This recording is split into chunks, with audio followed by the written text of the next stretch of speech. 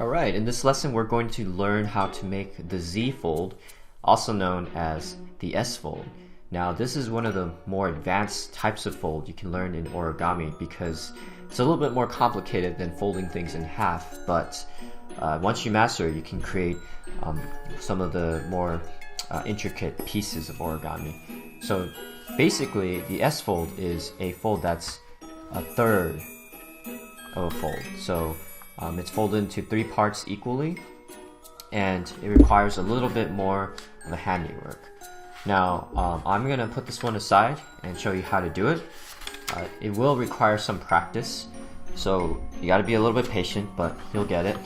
And it also takes me a little bit of time, so don't worry if you have to take a little bit more time. I feel that it's better to have those really good creases right up in the beginning rather than have something that's not so great in the end. So the first thing you want to do is you as you see my folding, you take the piece of paper and try to form a Z shape or an S shape.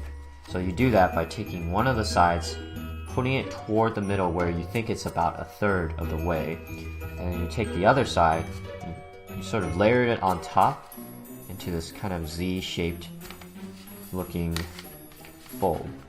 Now, the first step here is to try to line it up by creating a fold that's equal in parts.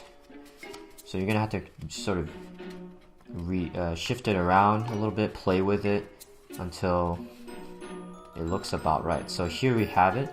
So I'm gonna make a small little crease here just at the corner. Once you do that, you open up back up, and then you use those same creases, you see it here and here, and fold the rest of it. So this way you can line up the edges, make a nice crease.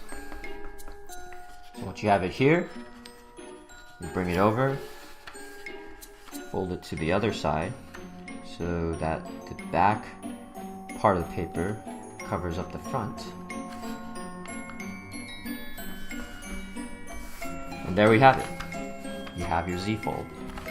Now again, I want to stress the importance of just taking your time with the part where you put it into an S or a Z shape up over here to make your first fold.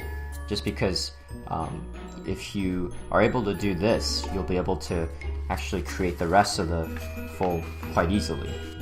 So we'll be using this in some of the folds. One of them includes the Verdi's vase, which is probably one of the more complicated origami. So whenever you have free time, you can always practice a Z fold. Okay?